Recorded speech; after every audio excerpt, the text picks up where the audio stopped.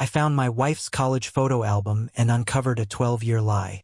She'd been in contact with her ex our entire relationship, and I was just the stable option. I met Nancy during our sophomore year of college. We were both part of the campus environmental club, and I was immediately drawn to her passion for sustainability and her infectious laugh. I remember the first time we really talked. We were planting trees for an Earth Day event, and she had a smudge of dirt on her cheek.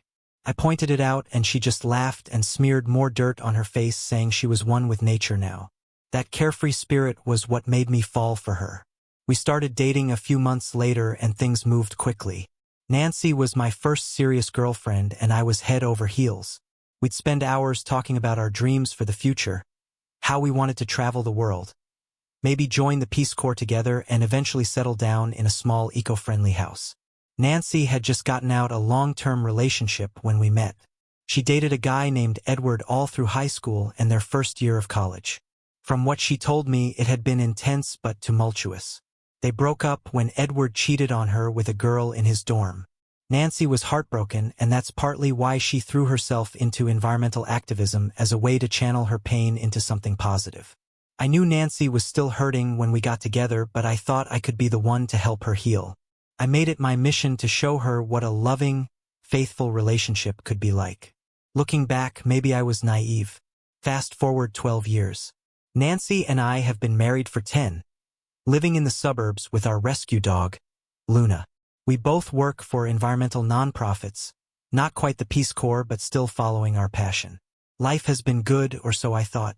Last month, I was going through some old boxes in our attic, looking for my college diploma for a job application. I came across a photo album from our early dating days. Flipping through it brought back so many memories. Our first road trip to a national park, late night studying and not studying in my dorm room, the music festival where I first told Nancy I loved her. But then I saw a photo that made me pause. It was from a party about 3 months into our relationship. Nancy looked upset in the picture, and I had my arm around her, clearly trying to comfort her. I couldn't remember what had happened, so I brought the album downstairs to ask Nancy about it. When I showed her the photo, Nancy's face went pale. She stammered something about not remembering, but I could tell she was lying. I pressed her, asking what really happened that night. After what felt like an eternity of silence, Nancy burst into tears and told me something that shook me to my core. The night of that party, Nancy had run into Edward. They'd gotten to talking, one thing led to another, and they ended up sleeping together. Nancy swore it was a one-time thing, that she regretted it immediately and ended things with Edward for good after that. But the fact remains, she cheated on me, and then kept it a secret for 12 years. I felt like I'd been punched in the gut. All those years, all those anniversaries we'd celebrated, were based on a lie. I thought back to all the times we'd talked about our past relationships, how Nancy had always maintained that Edward was ancient history. How many times had she looked me in the eye and lied? In the days that followed, I was a wreck. Couldn't eat, couldn't sleep. I'd catch myself staring at Nancy, trying to reconcile the woman I loved with this person who could betray me so deeply. Nancy was beside herself with guilt, constantly apologizing and swearing that nothing like that had ever happened again. But the more I thought about it, the more questions I had. If Nancy could lie about this for so long, what else might she be hiding? I started obsessing over every business trip, every girl's night out, every time she was late coming home from work. Had there been other men? Other betrayals? I confronted Nancy with my suspicions, demanding to know if there was anything else she needed to tell me. She hesitated, and my heart sank. There was more. Nancy admitted that around the same time she slept with Edward, she had also kissed another guy at a party. She swore it was just a drunken mistake, that it didn't go any further than that. But by this point, I didn't know what to believe anymore. I found myself revisiting every moment of our relationship, wondering what was real and what was a lie.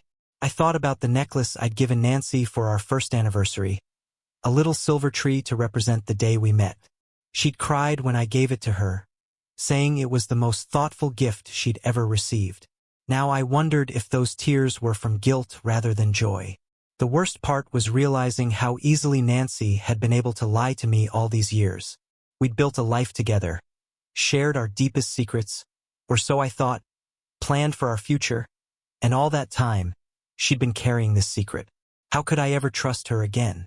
Nancy begged me to forgive her, saying she was young and confused back then, that she'd spent years regretting her mistake.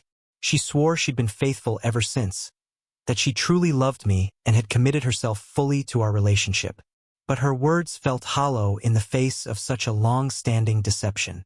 I found myself pulling away from Nancy, unable to be close to her physically or emotionally. The thought of her with Edward kept playing in my mind like a horror movie I couldn't turn off.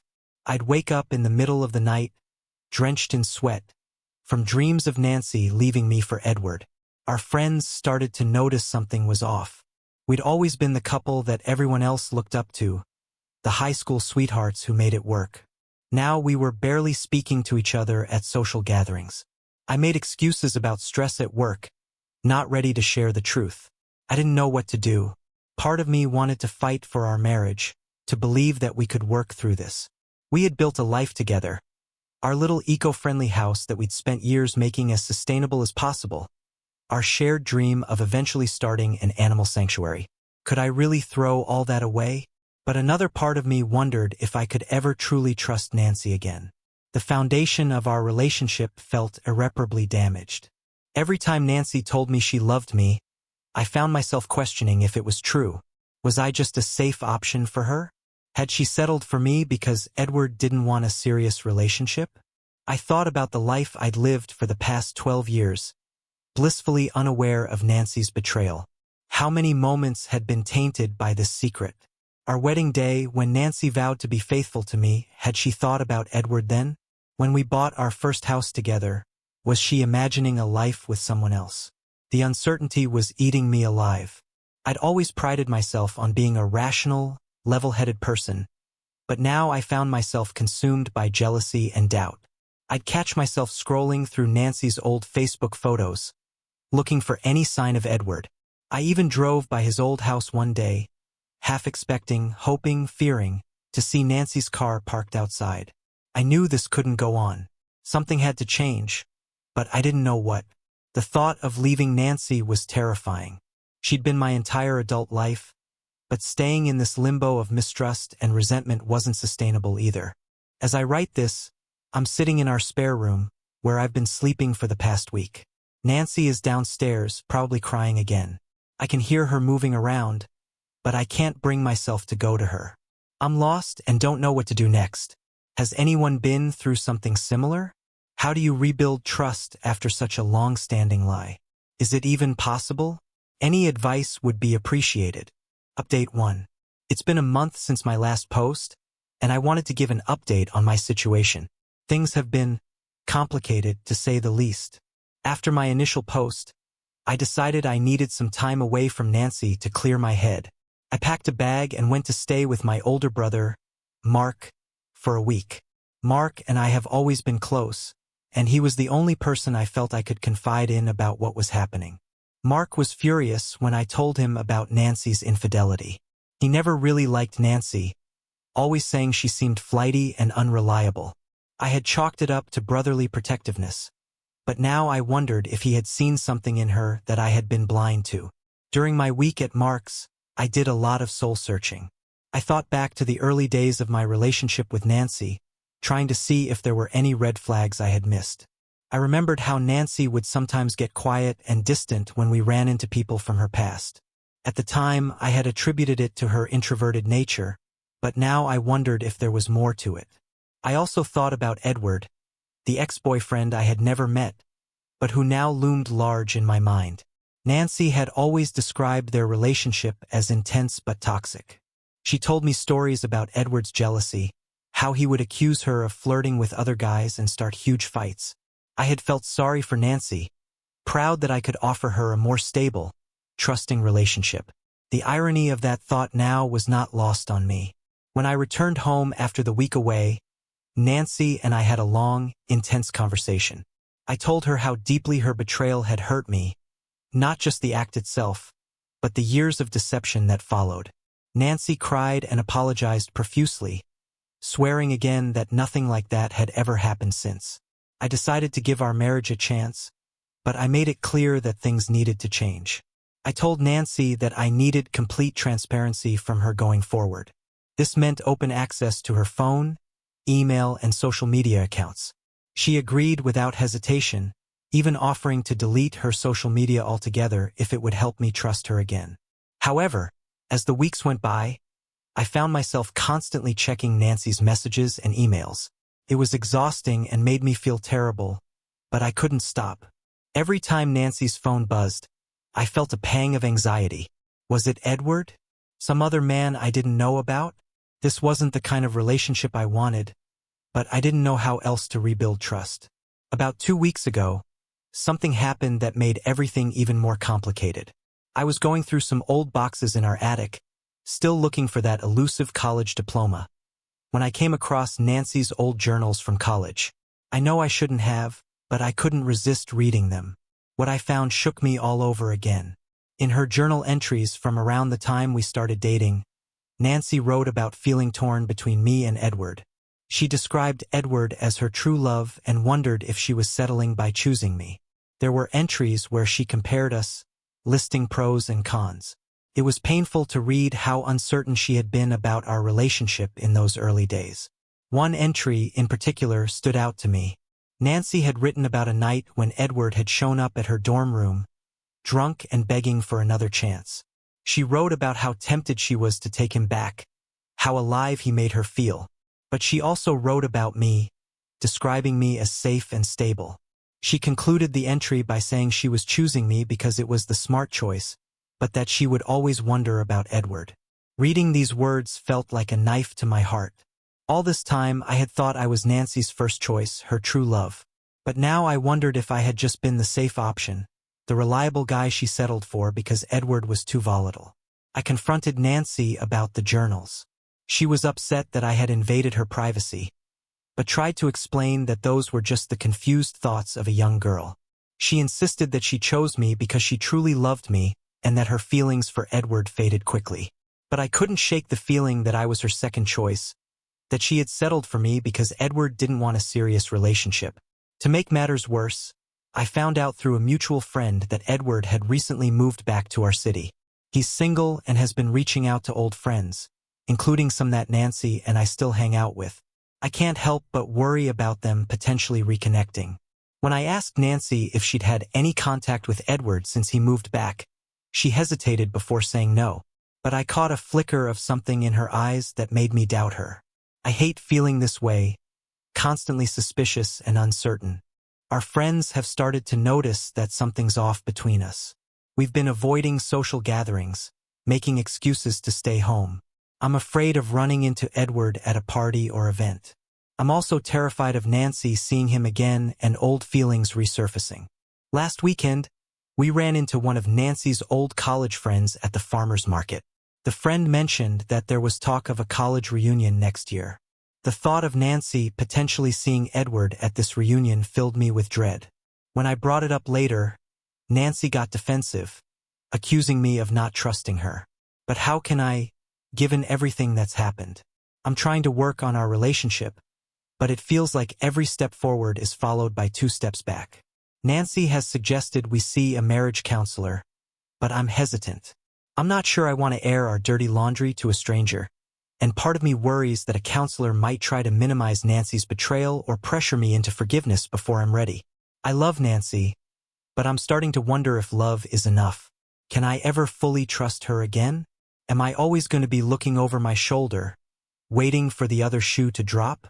I don't know if I have it in me to live like this long term. I'm at a crossroads and don't know which way to turn. Part of me wants to fight for our marriage, to believe that the life we've built together is worth saving.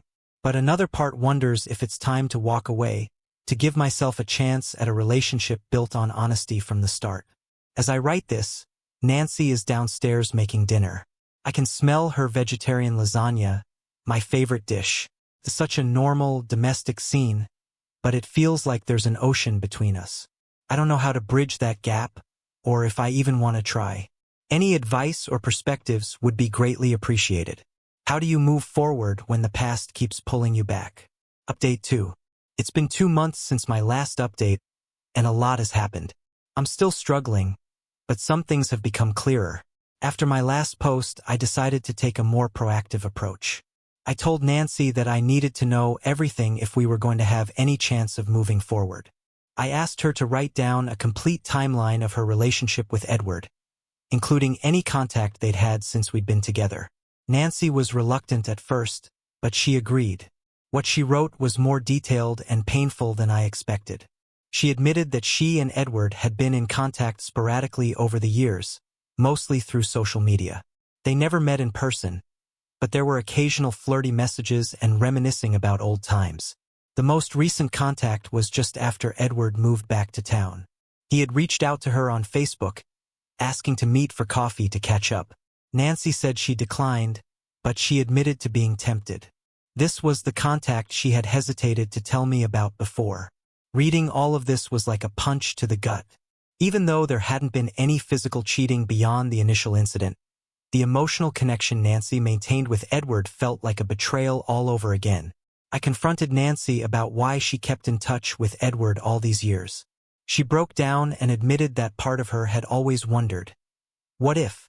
She said she loved me and our life together, but Edward represented a road not taken, and she had a hard time letting go of that completely. This admission led to a huge fight. I felt like I'd been living in the shadow of Edward for our entire relationship without even knowing it. Nancy tried to explain that her feelings for Edward were just nostalgia, and that I was the one she truly loved and chose every day. But her words rang hollow after everything I'd learned. In the heat of the moment, I told Nancy I wanted a separation. The look of shock and hurt on her face almost made me take it back, but I knew I needed time and space to think clearly. I've been staying at a friend's place for the past 3 weeks. Being away from Nancy has given me some perspective. I've realized that while I still love her, I'm not sure I like the person she is anymore. The Nancy I fell in love with wouldn't have maintained a secret emotional connection with an ex for years. During this separation, I've been reflecting on our relationship and noticing things I had overlooked before. I remembered how Nancy would sometimes get defensive when I asked about her past, or how she changed the subject when Edward's name came up in conversations with old college friends. At the time, I thought she was just trying to move on from a painful chapter in her life. Now, I wonder if she was hiding her lingering feelings for him. I've also been thinking about our future plans and how they've changed over the years. When we first got together, Nancy and I talked about joining the Peace Corps, about traveling the world and making a difference. Somewhere along the line, those dreams got scaled back. We settled for jobs at local nonprofits, bought a house in the suburbs. I always thought it was a natural part of growing up, but now I wonder if Nancy was holding back, keeping her options open in case Edward came back into the picture. Nancy has been calling and texting constantly, begging for another chance. She says she'll do anything to make things right. She's offered to cut off all contact with Edward and even suggested we move to a new city for a fresh start. She's talked about quitting her job and recommitting to our old dreams, joining the Peace Corps or starting that animal sanctuary we used to talk about. Part of me wants to believe her and try to salvage our marriage. We have a life together, a home, shared friends. The thought of starting over at 32 is terrifying, but a larger part feels like too much damage has been done. I'm not sure I can ever look at her the same way again. I've started individual counseling to help sort through my feelings. It's been helpful to have an objective perspective. My counselor has encouraged me to take my time making any big decisions and to focus on what I truly want, not just what I think I should do. For now, I'm focusing on healing myself. I've thrown myself into work, taking on a new project at the nonprofit that's challenging but rewarding. I've also started hitting the gym regularly and reconnecting with old friends I'd lost touch with over the years. It feels good to have goals and relationships that are just for me, not tied to my relationship with Nancy. Last week, I ran into Edward at a local coffee shop. It was surreal, finally putting a face to the name that's caused so much turmoil in my life. We didn't speak, but he clearly recognized me. I spent the rest of the day in a daze, wondering if he ever thinks about the pain he's caused, if he even knows the full extent of it. I still don't know what the future holds for Nancy and me. Some days, I miss her terribly and want nothing more than to go home and try to work things out. Other days, the thought of reconciliation makes me feel physically ill. I'm trying to take it one day at a time and trust that the right path will become clear eventually. For now, I'm committed to being honest with myself about my feelings and needs. That's something I've realized I wasn't always doing in my marriage, too focused on being the perfect husband to acknowledge my own doubts and insecurities. Whatever happens with Nancy, I want to carry that lesson forward. I'm grateful for all the advice and support I've received here. It's been a comfort knowing I'm not alone in this struggle. I'll update again when I have more clarity on my next steps. Update 3: It's been 6 months since my last update, and I've made some big decisions. After 3 months of separation, I filed for divorce. It wasn't an easy choice, but I realized that I couldn't move past the betrayal and years of deception. The trust was irreparably broken. Nancy didn't take the news well.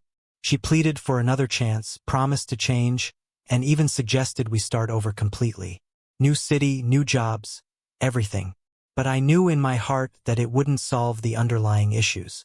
The divorce process has been difficult. Dividing up our life together is painful, and there are moments when I second-guess my decision. Deciding what to do with our house, the one we'd put so much work into making eco-friendly, was particularly tough. In the end, we decided to sell it and split the proceeds. Telling our friends and family about the divorce has been challenging. Most have been supportive, but some think I'm overreacting to ancient history.